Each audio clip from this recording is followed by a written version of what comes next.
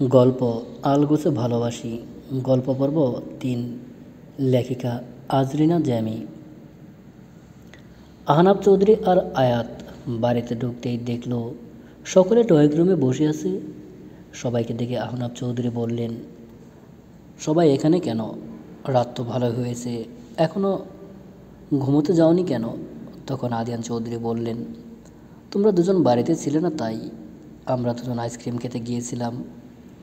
তখন আশিয়ান, অহনা আর শাহানা আহনাব চৌধুরীর সামনে গিয়ে বলল, তাহলে আমাদের কেন নিল না? আর আশিয়ানা বলল, আমি আর আমার নতুন বউ কি দোষ করলো শুনি? আহনাব চৌধুরী হেসে বললেন, তোমাদের তো আর অভ্যাস নয়, কিন্তু আয়তের অভ্যাস ঘুমানোর আগে আইসক্রিম খাওয়া। ও ফ্রিজ খুঁজছিল, নেই দেখে ওকে বাইরে নিয়ে খাইয়ে নিয়ে আসলাম। তখন আরিয়ান চৌধুরী বললেন, কাল থেকে বাইরে যাওয়া দরকার নেই, কারণ আইসক্রিম বাড়িতেই থাকবে। আমি কাল মিনি ফ্রিজ আনানোর ব্যবস্থা করছি, ওটা আহির রুমে থাকবে। এটা শুনে আয়াত চশমা খুলে আবার পরে ভাব নিয়ে বলল, দিস ইজ পাওয়ার অফ আহিয়ানা আয়াত চৌধুরী। সমস্যা নেই, চৌধুরী বাড়ির বাচ্চারা তোমাদের কেউ সেখান থেকে ভাগ দেওয়া হবে, মানে ফ্রিজে চকলেট আইসক্রিম রাখতে দেওয়া হবে, কারণ আমি ভীষণ উদার মনের মানুষ। কথাটা শুনে আশিয়ান আয়াতের কান ধরে বলল, খুব ভাব দেখানো হচ্ছে তাই না? আয়াত আশিয়ানের হাতে চিমটি দিল, যার জন্য আশিয়ান আউচ বলে সরিয়ে নিল। তখন আয়াত হেসে বলল, আমার এক আইসক্রিম খাওয়ার জন্য আমার রুমে ফ্রিজ চলে এলো, আমি ভাব ধরবো না? তুমি ধরবে নাকি? নতুন বিয়ে করছো, এখানে কি? যাও, তোমরা তোমাদের কাজ করো, রাত শেষ হয়ে যাচ্ছে যে। কথাটা শুনে নাফিসা লজ্জায় মাথা নিচু করে ফেললো আর আশিয়ানের কাশি উঠল।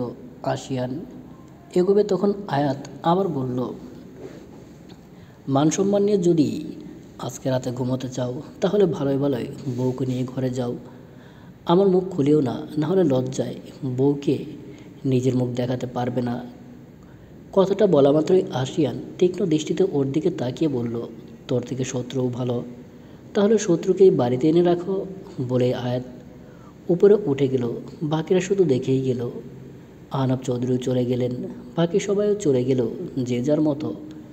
আয়াত রুমে ঢুকতে দেখলো ওর ফোন বাজছে, তাই ফোনটা কাছে গিয়ে দেখলো আরাপ ফোন দিয়েছে। ও ফোনটা নিয়ে ব্যালকনিতে গেল, কথাবার্তা বলতে লাগলো। আনাপ ফোনে কথা বলতে চাইলে আনাপের কাছে ফোন দিল। আয়াত ফোনে কথা বলতে লাগলো।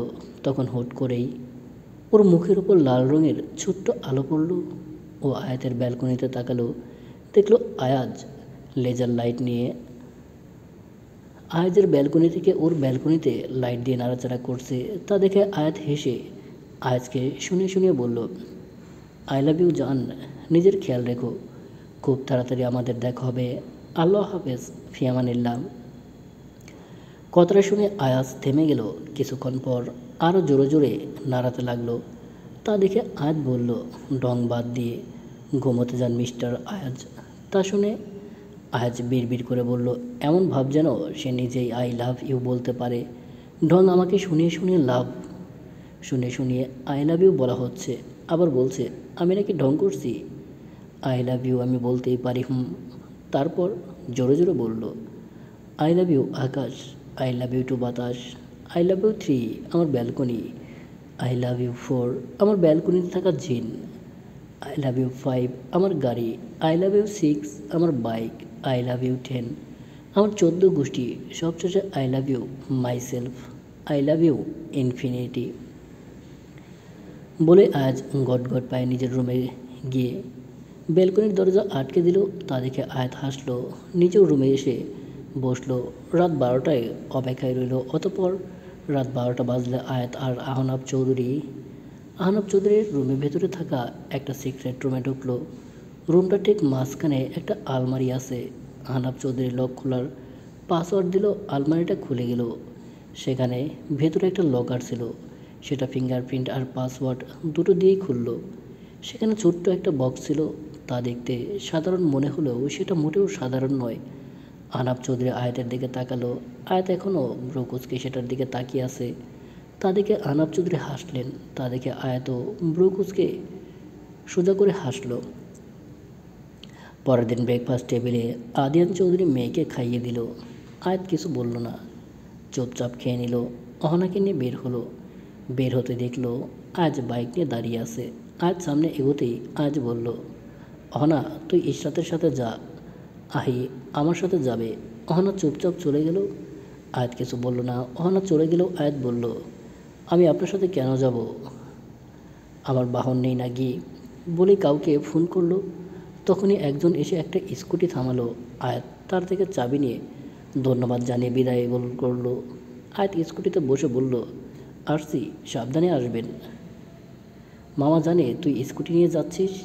জানলেও কি, আমি আপনার মামার কথার ধারধারি নাকি বলে স্কুটি স্টার্ট করে চলে গেল। আয়াজও বাইক স্টার্ট করলো আর আয়াতের পাশাপাশি চলতে লাগলো। তা দেখে আয়াত বলল, আপনার খাটারা বাইক কি এর থেকে জোরে চলতে পারে না? তখন আয়াজ বলল, আমার লেটেস্ট মডেলের বাইককে তুই খাটারা বলছিস? তো কি বলবো, আপনার বাইক তো আমার স্কুটিকেই পেছনে ফেলতে পারছে না। কারণ আমি চাইছি না তাই চাইছেন না, নাকি ভালোভাবে বাইক চালাতে পারেন না? আমায় দেখে হিরো সাজছেন? তুই আমায় আন্ডার এস্টিমেট করছিস? করলাম। তোর থেকে 10 মিনিট আগে ভার্সিটি পৌঁছে দেখাবো। আর যান যান, যদি পৌঁছাতে পারি তাহলে আমি যা বলবো তাই করবি? আচ্ছা, ভেবে বলছিস তো? ডান। যা ইচ্ছে তাই কিন্তু করতে পারি। আচ্ছা যান, যদি আমার থেকে 10 মিনিট আগে পৌঁছতে পারেন তাহলে আপনি যা বলবেন তাই করব। ওকে বলে আয়াজ চলে গেল। তা দেখে আয়াত হাসলো।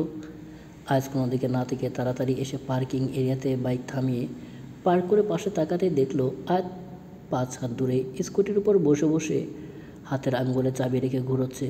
তা দেখে আয়াজ অবাকের শীর্ষে পৌঁছে গেল।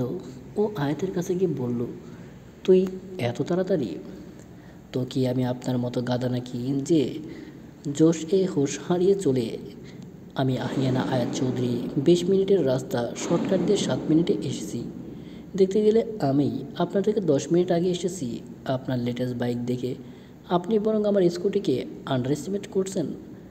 আস্তে আস্তে চালিয়ে এসেছেন। বিষয়টা হয়েছে কচ্ছপ আর খরগোশের কাহিনীর মতো। যাই হোক, আমি আগে এসেছি। এখন তো আপনার কথা মতো আমার কিছু ডিমান্ড করা উচিত। আজ নিজেই নিজের কপাল চাপড়ায়। এই হাদারামের মাথায় তো আগেই ঘিলু ছিল না, এখন কি থাকবে? ও বলল, আচ্ছা বল তুই কী চাস? আপাতত খুঁজে বের করুন এই কলেজে কেউ ড্রাগ সাপ্লাই দেয় নাকি, আর দিলেও কে দেয় তার ঠিকুচি গোষ্ঠী বের করুন। কথাটা শুনে আজ রেগে গেল। তা দেখে আয়াত হেসে বলল, আরে রেগে যাচ্ছেন কেন? আরে কেউ সাপ্লাই না করলে আমার লাভ বেশি হবে তাই না? যেহেতু এখানে নতুন ব্যবসা করছি, আর যদি কেউ সাপ্লাই দেয় তাহলে তার সাথে ডিল করতে হবে তাই না? তাছাড়া তার কাছে নতুন ভালো ড্রাগস আছে নাকি সেটাও তো টেস্ট করতে হবে তাই না? কথাটা শুনে আয়াত চিবিয়ে চিবিয়ে বলল, ড্রাগস নিবি? তাও আবার ভালো লাগবে? তো কি ড্রাগস নেই বলে ভালো খারাপ নেব না? ভালো ড্রাগস খেলে আরও বেশি কয়েকদিন বাঁচবো তো। এখন আপনি খোঁজ নিন এই ভার্সিটিতে কেউ ড্রাগ সাপ্লাই করে নাকি, আর করলে কে করে? হ্যাঁ করে, তো আমি সাপ্লাই করি, তুই ডিল করবি আমার সাথে? বলে আয়াজ রেগে ওখান থেকে চলে গেল। তা দেখে আয়াত হাসলো। আফিয়া আজ আগে এসেছে তাই আয়াজ আর আয়াতের সব কিছু দূর থেকে দেখলো। সবাই ক্লাসে গেল। এদিকে আয়াতের মাথায় তেমন কিছু ঢুকছে না, কারণ ও অন্য কিছু ভাবছে। তখন একজন পিয়ন এসে বলল, আয়াতকে প্রিন্সিপাল স্যার ডাকছে। হুট করে ডাকার কারণ খুঁজে পেল না আয়াত। আয়াত আর রোজাও অবাক হয়েছে। আয়াত প্রিন্সিপাল স্যার এর রুমে নক করতেই ভেতরে ঢুকে বলা হলো। ঢুকতেই দেখলো আরেকজন ওখানে আছে। আয়াতকে বসতে বলা হলো। আয়াত বসলে প্রিন্সিপাল স্যার বললেন, তাহলে কত দূর এগুলো সব? আপাতত টোপ দিয়েছি, এখন গেলেই হলো। সেসব বাদ দাও তো। ইনি এখানে কেন? শ্বশুরমশাই ডেকে পাঠালো তাই আর না করতে পারলাম না, এই জন্য আরেকজনের ফ্লাইটটাও ডিল করতে হলো। বিয়ে করার নাম নেই, শ্বশুরমশাই বলছে। তুই চুপ থাক। ভালো বাবা, তুমি কিছু বলো। এই আরাপ, তুই কিন্তু আমার ভার্সিটি এসেছিস, তাই ভুলেও আয়াতকে কিছু বলবি না। কিসের জন্য ডেকেছো সেটা বলো। সামনের সপ্তাহে একটা অনুষ্ঠান আছে ভার্সিটিতে, আর সেখানের প্রধান অতিথি বিজনেসম্যান মিস্টার এএসি এবং ডক্টর এএসি। কথাটা শুনে দুজনে ব্রকুচকে রেজন আহমেদের দিকে তাকালো আর একসাথে বলল, তা এরকম ফাউল জিনিস মাথাতে এলো কীভাবে? রেজন আহমেদ মেকি হেসে বললেন, সরি, বিজনেসম্যান আরাব চৌধুরী এবং ডক্টর এএসি এই দুইজন হচ্ছে প্রধান অতিথি। আমি কিছু করিনি। এই ভার্সিটির বাকি ইনভেস্টররা এই সিদ্ধান্ত নিয়েছে, কারণ তারা দুজন এলে নাকি ভার্সিটির নাম ডাক বেশি হবে। এই মুহূর্তে বিজনেস ওয়ার্ল্ডে তাদের চর্চা বেশি। তখন আরাব বলল, আর তুমি কিছুই বলনি। আমি কি বলবো? আর আমি বললেও শুনবে নাকি? আমি তো সাধারণ প্রিন্সিপাল আর তারা ইনভেস্টর। যদিও ইনভেস্টমেন্টে তোমাদের পার্সেন্ট সবার থেকে বেশি, তবু সবার মতামতের দাম আছে তো। কিছুক্ষণ ভেবে আয়াত বলল, ওকে, সমস্যা নেই, তারা আসবে। আয়াত, তুই জান ভাইয়া, ম্যানেজ হয়ে যাবে। এখন বলো, ডক্টর এএসিকে দাওয়াত দিয়েছো? না, অফিসিয়ালভাবে দেওয়া হয়নি। ডক্টর এএসিকে শুধু দাওয়াত দেবে? না, তার সাথে ছোট মিস্টার এ এ এ একেও দিতে হবে। সে আবার তাকে ছাড়া কোনো অনুষ্ঠানে যায় না নাকি তাই? কথাটা শুনে আয়াত আর আরাব হেসে উঠল। আয়াত মুচকি হেসে বলল, তাহলে ঠিক আছে। তা আরাব চৌধুরীর জন্য এই গরমে ঠান্ডার কিছু ব্যবস্থা করনি? আরাব হেসে বলল, না করেনি। অসামাজিক শ্বশুরমশাই। মোটেও না, আমি সামাজিকই আছি। আমার গেস্টরা কী খাবে সেটা জেনেই বলতাম আনার জন্য। এমনি তো সবাইকে চা কফি অফার করি, আপনারা তো স্পেশাল তাই আলাদা দাম দিচ্ছি। তা আপনারা দুজন কি চা কফি খেয়েই এই গরমে একটু আরাম পেতে চান? না, তার দরকার নেই। এই গরমে চা বা কফি খেয়ে একটুর জন্য শহীদ হতে চাই না। আমি কোল্ড কফি বা আইসক্রিম আনতে বলছি। তখন আয়াত বলল, তার দরকার নেই। আনাব চৌধুরীকে নিয়ে আমি ক্যান্টিনে যাচ্ছি, তোমার পক্ষ থেকে আমি খাইয়ে দেব। এই আয়াত, তোর মতলবটা কি? আপাতত আমার ভাইয়ের টাকায় আইসক্রিম খাওয়া, বলে উঠে পড়ল। আর আরাবকেও উঠালো। তারপর রেজন আহমেদের দিকে তাকিয়ে বলল, তুমিও খাবে নাকি? ভেবে নাও, জামাইয়ের থেকে আইসক্রিম ট্রিট। না, এখন কাজ আছে। আরাব আর আয়াত বিদায় নিয়ে বের হলো। আরাব মাস্ক করে নিল। বের হতেই দুজনের এমন ভাব যে দুজন দুজনকে একেবারেই চেনে না। আজকের প্রথম দেখলো, একটু এগোতে দেখলো আয়াজ, আফিয়া, রোজা, অনিক, ফারহান আর সজীব দাঁড়িয়ে আছে। আয়াজকে দেখে আয়াত আরবের সাথে চলতে লাগলো। আরবকে আস্তে করে বলল, এখন এখানে জান থাকলে আমার মনটা একটু শান্তি পেত। আরব হেসে বলল, একটা ফোন দে আর বল ওকে রেখে আইসক্রিম খাচ্ছে দুজন, তাহলে দেখবি ফোনের ওপাশেই ঝড় উঠবে। আয়াত জোরে হেসে উঠল। এদিকে আয়াতের অন্য কারোর সাথে হেসে হেসে কথা বলা দেখে আয়াজের মনে হচ্ছে ভেতরে কেউ আগুন ধরিয়ে দিয়েছে। আয়াত হেসে হেসে কথা বলতে বলতে আসছে আর চোখে আয়াজকে দেখছে। আয়াত হুট করেই আরাবের মাস্ক খুলে ফেললো। তা দেখে রোজা আর আফিয়ার মুখ হা হয়ে গেল, কারণ আরাব চৌধুরী তাদের পছন্দের একজন। আরাব চৌধুরীকে দেখে সব মেয়েরাই ওদের দিকে তাকালো। আয়াজ আরাবকে দেখে এগিয়ে এসে হাত মিলিয়ে কুশল বিনিময় করলো, কারণ তারা বিজনেসের মাধ্যমে একে অপরকে চেনে। আর এখন যদি রেগে কথা না বলে তাহলে ভালো দেখায় না, তাই না চাওয়া সত্ত্বেও কথা বলল। এদিকে রোজা কি বলবে, ওর রিয়াকশন দেখে আয়াত আর আরাব হাসলো। আজ বলল, মিস্টার আরাব, আপনারা দুজন দুজনকে চেনেন নাকি? আরাব হেসে বলল, ওই একটু। তো মিস আয়াত, আপনি না আইসক্রিম খাবেন? চলুন। হ্যাঁ চলুন। আরাবুর বডিগার্ডকে দিয়ে আইসক্রিম আনালো, তবে শুধু আয়াতের জন্য না, আয়াতদের জন্য সবাইকে দিল। প্রথমে না করলেও আরাব চৌধুরী দিয়েছে বলে সৌজন্যতার খাতিরে নিল। আরাব চলে গেল। ওদের ক্লাস আছে বলে ওরা ক্লাসে গেল। ক্লাস শেষ হলে আয়াত নিজের স্কুটির কাছে গেল। তখন আয়াতের হাত ধরে বলল, আমার সাথে তো ভালোভাবে কথা বললিস না, কিন্তু ওই আরাব চৌধুরীর সাথে কথা বলার সময় যেন তোর মুখ থেকে হাসিই সরছিল না। আয়াত হাত ছড়িয়ে বলল, হঠাৎ হাত ধরেন কেন আপনি? যা জিজ্ঞেস করেছে তার উত্তর দে। কবে থেকে চিনিস ওনাকে? আবার পার্সোনাল বিষয়ে একদম কথা বলবেন না। কেন বলবো না? কারণ সেই অধিকার নেই আপনার। আছে অধিকার, আলবত আছে। কারণ আপনি আমার কি? বলুন বলুন, আপনি আমার কি? আয়াতের চোখের দিকে তাকালো। কথাটা শুনে আয়াতের হাত ছেড়ে দিল, কারণ ওই চোখের দিকে তাকিয়ে ওই চোখ মেলাতে পারছে না। ওর চোখ ছলছল করছে আর ও ওর দুর্বলতা দেখাতে চাইছে না। ও বাইক নিয়ে চলে গেল অফিসে। আয়াত একটা দীর্ঘশ্বাস ফেলে স্কুটি বসলো, কিন্তু মনে হলো পা রাখার ওখানে কিছু আছে। ও নিচু হয়ে পা সরিয়ে দেখলো ওখানে ছোটোখাটো একটা ব্যাগটা দেখে ও উঠালো। সেখানে একটা চিরকুট আর ছোট্ট একটা প্যাকেট। তা দেখে আয়াত মুচকি হাসলো। চিটকিট করে দেখলো একটা টাইম আর অ্যাড্রেস দেওয়া আছে, যেটা কলেজের পেছনে।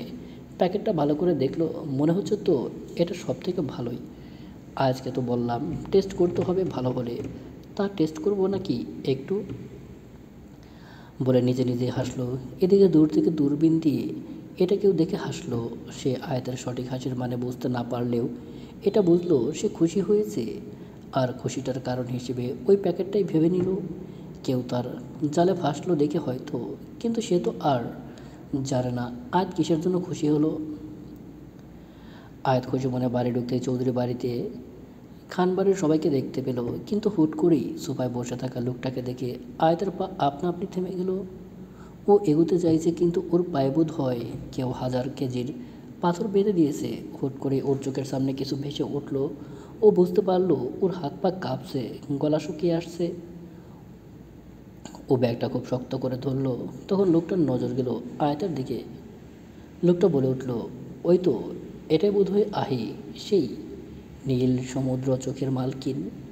কথাটা শুনে আয়াত তড়িৎ গতিতে তার দিকে তাকালো। ও এগিয়ে যেতে চাইছে, কিন্তু পারছে না।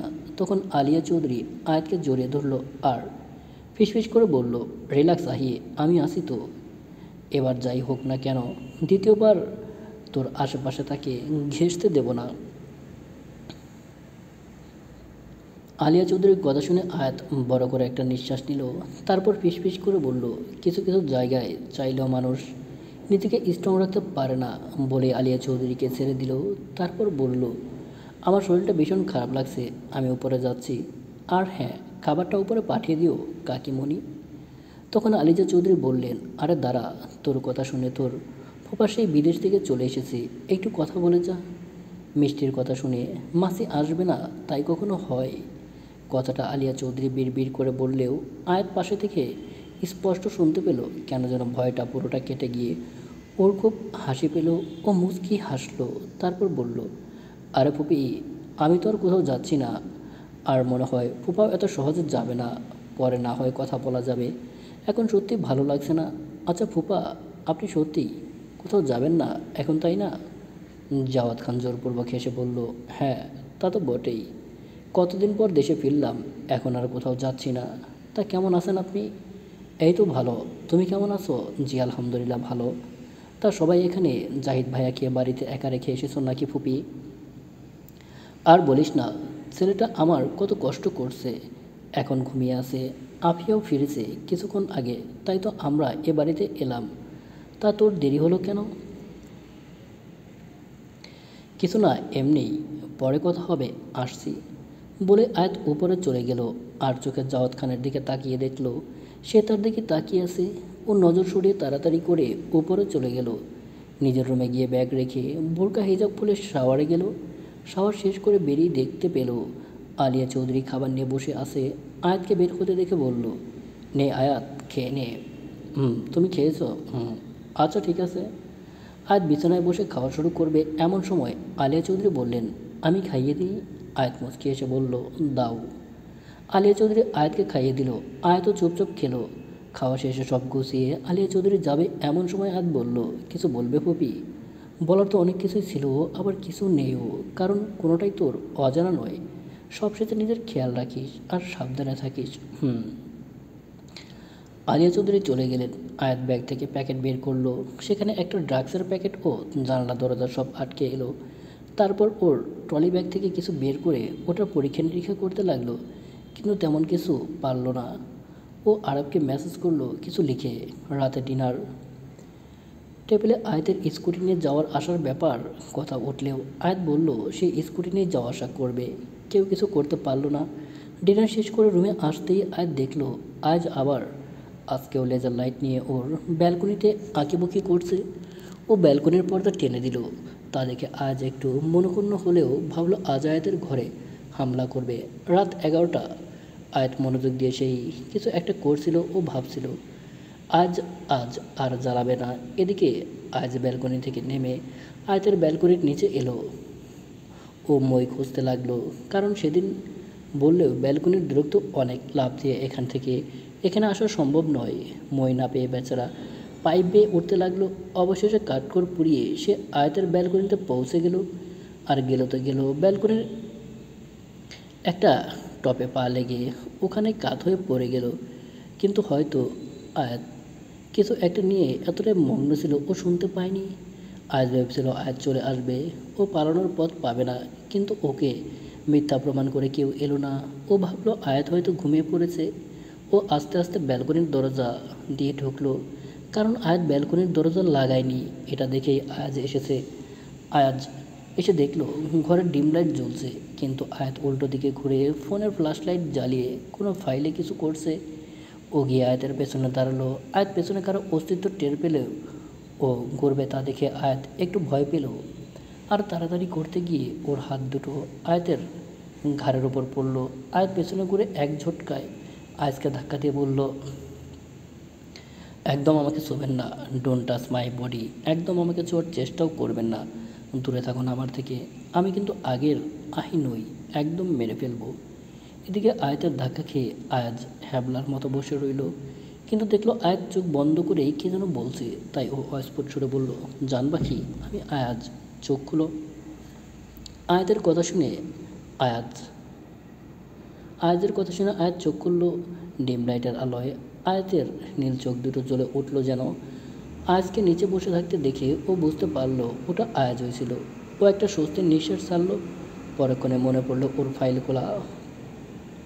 যদিও ঘরের লাইট বন্ধ, তবু তাড়াতাড়ি করে ওটা বন্ধ করে আয়াজের কাছে গেল আর সব স্বাভাবিক করতে হাঁটু কেটে বসে বলল, আপনি আর আমি ভাবছিলাম কোনো জিন হয়তো, তাই চোখ বন্ধ করে ওই নিজের দোয়া পড়ছিলাম, এই আর কি বলে আয়াত মেখে হাসলো।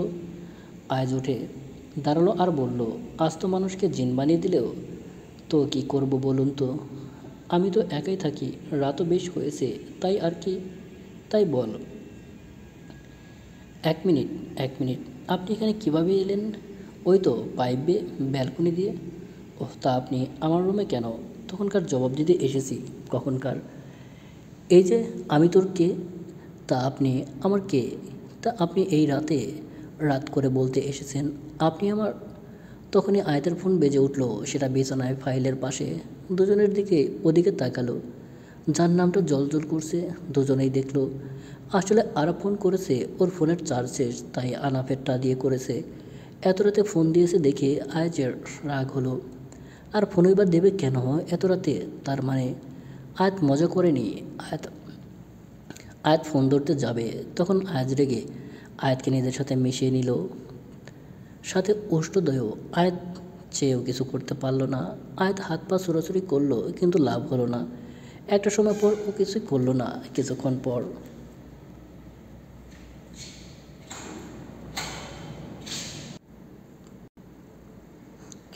পর আয়াতকে ছেড়ে দিল। আয়াত উল্টো দিকে ঘুরে গেল। তখন আয়াজ বলল, আমি তোর হাজব্যান্ড আহি, আমি তোর হাজব্যান্ড। আর এখন সেটাই প্রমাণ করলাম। তুই চাইলে অন্য কারোর সাথে সম্পর্ক করতে পারিস না, কারণ তুই বৈধ আর লিখিতভাবে আমার হয়ে গেছিস 5 বছর আগেই। হ্যাঁ, কোনো কারণে আমি তখন বিয়েটা মেনে নিতে পারিনি, কারণ আমাদের বিয়েটা স্বাভাবিক ছিল না। তাই বলে এটা নয় আমি তোকে ভালোবাসি না। আমি তো তোকে ছোটোবেলা থেকেই ভালোবাসি, আলগোছে ভালোবাসি, খুব ভালোবাসি। আমি কোনো মূল্যে তোকে হারাতে চাই না আহি। আর এতগুলো বছর পর আলগোছে ভালোবেসেই এসেছি। তোকে খুব ভালোবাসি আহি। দুজনের মাঝে নীরবতা। আয়াত উল্টো দিকে ঘুরে আছে। তার চোখ দিয়ে অশ্রুর বর্ষণ চলছে, যেটা আয়াজ দেখতে পাচ্ছে না। আয়াত কিছু বলছে না দেখে আয়াজ বলল, তুই কি আমার উপর রেগে আছিস আহি? দেখ, তখনকার জন্য সরি। আমি বুঝতে পারিনি তোর অনুমতি ছাড়া এমন কিছু করব।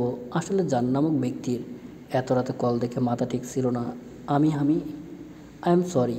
আয়াত পেছনে না ঘুরে নিজেকে সামলিয়ে শক্ত কণ্ঠে বলল, চলে যান মিস্টার আজিমদাদ খান। আহি, আমি বললাম তো চলে যান এখান থেকে, আপনাকে আমার সহ্য হচ্ছে না। আহি, কি বলছি শুনতে পাননি? চলে যান। আয়াজ আর কিছু বলল না, চুপচাপ ব্যালকনিতে গিয়ে যেমনভাবে এসেছিল তেমনভাবেই চলে গেল। আয়াত ফিরেও তাকালো না। ঠিকভাবে গেলে কি না সেটাও দেখলো না। আয়াত ওখানে বসে পড়লো। তখন আবারও আরাবের ফোন এলো।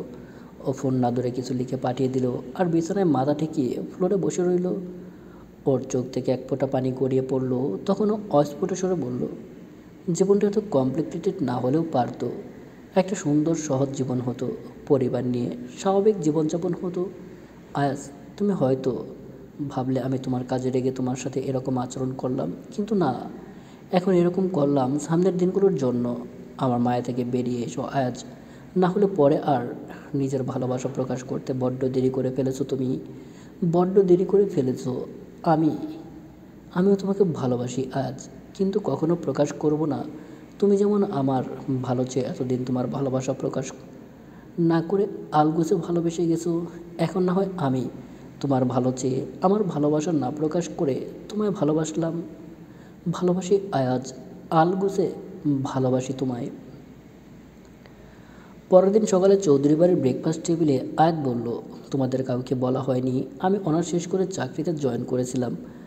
বাড়ি আসার আগে 3 দিন ছুটি নিয়েছিলাম, এখন শেষ। আমি আজ থেকে আবার জয়েন করছি কাজে। অফিসে বলা আছে যেদিন আমার ক্লাস থাকবে সেদিন দুপুরের পর যাব। আজ ক্লাস নেই, তাই সকালেই যেতে হবে। কথাটা শুনে চৌধুরী বাড়ির সবাই অবাক হয়ে আয়াতের দিকে তাকালো। শুধু আহনাব চৌধুরী ছাড়া।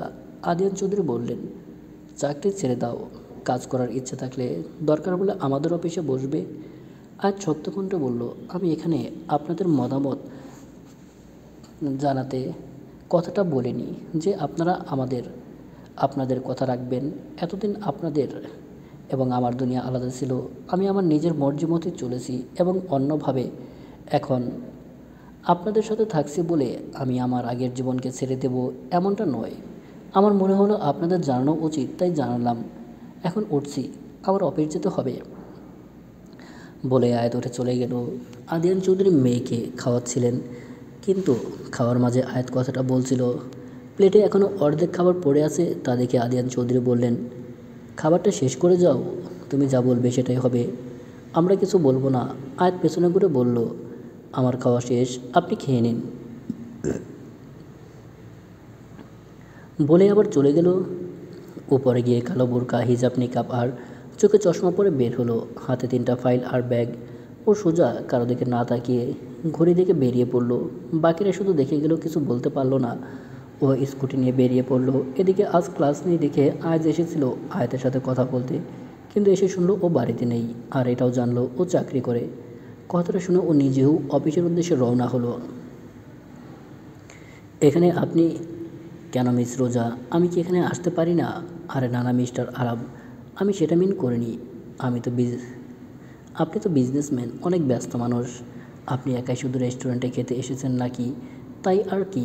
আর আপনি আমায় চেনেন? আপনি প্রিন্সিপাল রেজওয়ান আহমেদের মেয়ে। আমি ওই ভার্সিটির একজন ইনভেস্টর। আর প্রিন্সিপাল স্যারের সাথে আমার সম্পর্কটা খুব একটা খারাপ নয়। দেখেছিলাম একদিন আপনার সাথে, তখন আপনার পরিচয় দিয়েছেন। আমার টেবিলে আমার টেবিলে বসতে পারি? জি অবশ্যই। ওহ, তার মানে এটা আপনি বুক করেছিলেন? সরি, আসলে আর কোনো টেবিল খালি ছিল না। এটা বুক করা ছিল বলে শুধু এটাই খালি ছিল। তাই এখানে বসতেই একজন এসে জানলো এটা বুকড, আর সে 30 মিনিট পর আসবে। তাই রিকোয়েস্ট করে এখানেই বসলাম। আসলে আমার বন্ধু আহির এখানের লাচ্ছিটা অনেক পছন্দের, আর বলেছে এখান থেকেই খাবে। ও আসছে, আমি যেন অর্ডার করে ওর জন্য অপেক্ষা করি। ও 5 মিনিটে আসছে। আর লাচ্ছি খেতে বেশি টাইম লাগবে না, তাই আর কি এখানেই বসলাম। আরাব হেসে বলল, সমস্যা নেই, বসুন। আপনি একাই এসেছেন লাঞ্চ করতে? জি, একাই এসেছেন। তার মানে নিজের জন্য টেবিল বুক করে রেখেছেন? আসলে কাজে ব্যস্ত থাকি তো, আর এই রেস্টুরেন্টের খাবার তো টেস্টের, সেই সাথে সার্ভিসও ভালো, যার জন্য এখানে বেশিরভাগ সময় এখানকার টেবিল ফুল থাকে। আর এখন তো লাঞ্চের টাইম, ফুল থাকাটাই স্বাভাবিক। তাই যাতে বসে থাকতে না হয় এজন্য বুক করেছিলাম। এখানকার ম্যানেজার আমার পরিচিত, তাই। ও আচ্ছা, আমি বরং আইকে ফোন করি, ও তো 5 মিনিট বলে 15 মিনিট লাগিয়ে দিচ্ছে। তখনই ওয়েটার 2টো লাচ্ছি দিয়ে গেল, কারণ রোজা বলেছিল 10 মিনিট পর লাচ্ছি সার্ভ করতে। রোজা আয়াতকে ফোন করলেও ও জানলো ও আসতে পারবে না, ওর অফিসে ইম্পর্টেন্ট কাজ পড়ে গেছে। আসলে সবটাই প্রি প্ল্যান। এদিকে রোজা পড়ে গেল বিপাকে। এখন কি করবে? মিস্টার আরব বসে আছে। কথার মাঝখানে ম্যানেজার এসেছিল। আরব কি যেন বলে ওনাকে যেতে বলছে, আর রোজাকে ইশারায় শান্ত হতে বলছেন। আর এও বলেছেন উনি বসাতে ওনার কোনো সমস্যা নেই।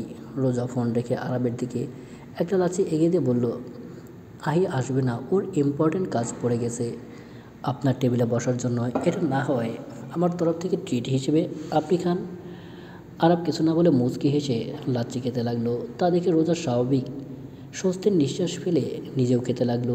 এদিকে ওর ভীষণ লজ্জা করছে, কিন্তু ও কোনোরকম স্বাভাবিকভাবে বসে আছে। আর আবার রোজা লাচ্ছি খেতে খেতে আরবের লাঞ্চ চলে এলো। আর সব কিছুই দুটো করে সব নামানো শেষে ওয়েটার বলল, আর কিছু লাগবে স্যার?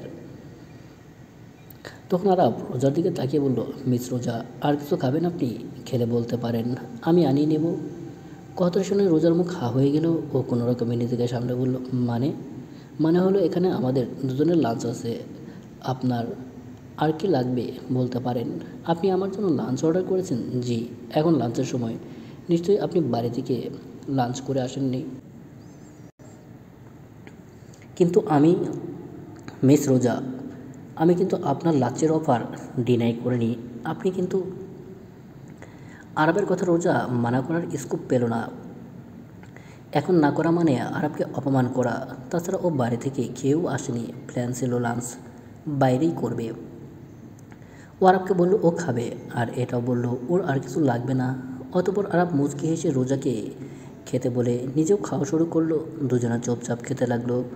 খাওয়া শেষে বিল দেওয়ার সময় রোজার লাচ্ছির বিলটাও দিয়ে দিল। বেচারা রোজা না করতে পারল না। রোজা উঠে দাঁড়িয়ে বলল, thanks for the lunch, mention not but thanks for the lassi. সেটাও আপনার ওপরেই বর্তায়, কারণ বিলটা আপনি দিয়েছেন, কিন্তু অফার তো আপনি করেছিলেন, তাই না? যাই হোক, আমার সময় হয়ে যাচ্ছে, আসছি। এরপর কবে আমাদের দেখা হবে? কথা বলে রোজা নিজেই নিজের মুখে হাত দিল। তা দেখে আরব মুচকি হেসে বলল, আল্লাহ চাইলে খুব তাড়াতাড়ি। আমার কাছে আপনার একটা লাঞ্চ পাওনা রইল। সমস্যা নেই, একদিন সময় বুঝে শোধ করে দিন। আল্লাহ হাফেজ, ফিয়ামানিল্লাহ। আল্লাহ হাফেজ, ইনশাল্লাহ, ফিয়ামানিল্লাহ। আরব চলে গেল। রোজা 2 মিনিট তাকিয়ে থেকে নিজেও বেরিয়ে গেল।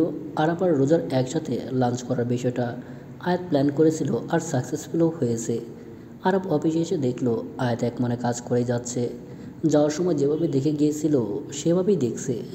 ক্লান্তহীনভাবে ল্যাপটপের কিবোর্ডগুলো চালিয়ে যাচ্ছে। ও বুঝতে পারলো আয়াত লাঞ্চ করেনি, তাই ও খাবার নিয়ে আয়াতের কেবিনে গেল। নক না করে কেবিনে কারো উপস্থিতি টের পেল, আর বুঝতে পারলো সেটা তার জান ভাইয়া ছাড়া কেউ নয়, কারণ একমাত্র সে ছাড়া আর কারো সাহস নেই তার কেবিনে নক না করেই ঢোকা। ও বলল, জান ভাইয়া, আমি এখন খাবো না। আরবিয়া ল্যাপটপ বন্ধ করে দিয়ে বোনের হাত ধরে সোফায় বসালো। আয়াত সোফায় বসে বলল, বললাম তো খাবো না। সেটা আমার চোখের দিকে তাকিয়ে বল। অন্যদিকে তাকিয়ে বলছিস কেন? এমনিই কিছু না। আমার দিকে তাকায় আয়াত আর আরামের দিকে তাকালো। আরব চোখ থেকে চশমা খুলে আয়াতের চোখের দিকে তাকালো। আয়াত অন্যদিকে তাকিয়ে বলল, কী করছো জান ভাইয়া?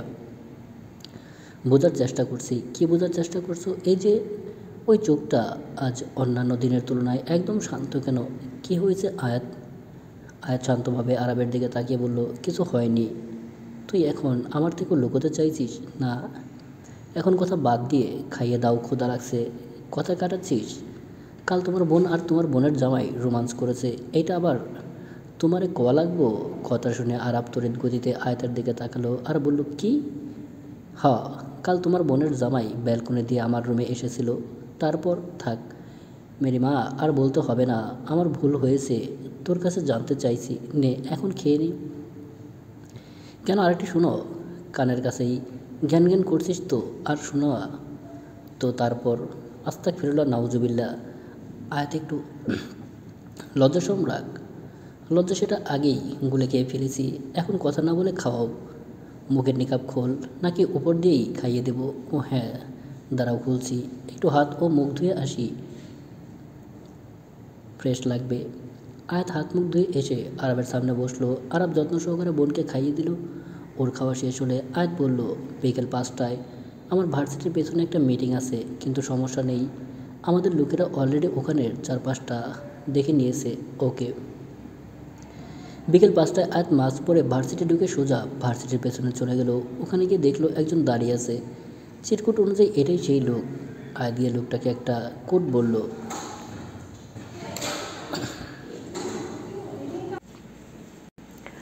কোড শুনে লোকটা আয়াতকে তার পেছনে যেতে বলল। আয়াত পেছন পেছন গেল। কিছু দূর যেতে জঙ্গলের মধ্যে একটা বাড়ির মতো সেখানে নিয়ে গেল। আয়াত ঢুকতে দেখতে পেল কতগুলো ছেলে মেয়ে মেয়ে তারা সবাই ড্রাগ অ্যাডিক্টেড। কেউ ড্রাগ নিচ্ছে তো কেউ পড়ে আছে ড্রাগস নিয়ে। আয়াত তাদের দিকে একবার চেয়ে আবার অন্যদিকে তাকালো। লোকটার সাথে চলে গেল। লোকটা একটা রুমে নিয়ে গেল আর ওকে বলল, এখানেই অপেক্ষা করো, বস 2 মিনিট পরে এসে পড়বে। আয়াত আশেপাশে দেখলো লোকটা চলে গেল। আয়াত একটা চেয়ারে বসে পড়ল। তখন একটা মাস্ক পরা লোক এসে আয়াতের সামনাসামনি চেয়ারে বসে পড়ল। লোকটা আয়াতের মুখে মাস্ক দেখে বলল, আহিয়ানা চৌধুরী, মাস্ক পরার দরকার নেই, আমি তোমাকে চিনি এবং জানি। আয়াত মুচকি হেসে বলল, কিন্তু আমার মুড নেই এখন আপনাকে আমার চেহারা দেখানোর জন্য। যাই হোক, মেইন কাহিনীতে আসা যাক। তো তুমি ডিলার করছিলে, ড্রাগস নিয়ে ডিল করতে চাও? জি। এখানে তোমার লাভ কি? এত বড় বাড়ির মেয়ে হয়ে ড্রাগসের ডিল করতে চাইছো? যদিও বাড়িতে ফিরছো 2 দিন হলো, আমার লাভ না হয় আমাকেই দেখতে দিন। তুমি সত্যিই যে ড্রাগস সাপ্লাই করতে চাও তা তুমি নিজে ড্রাগস চেনো?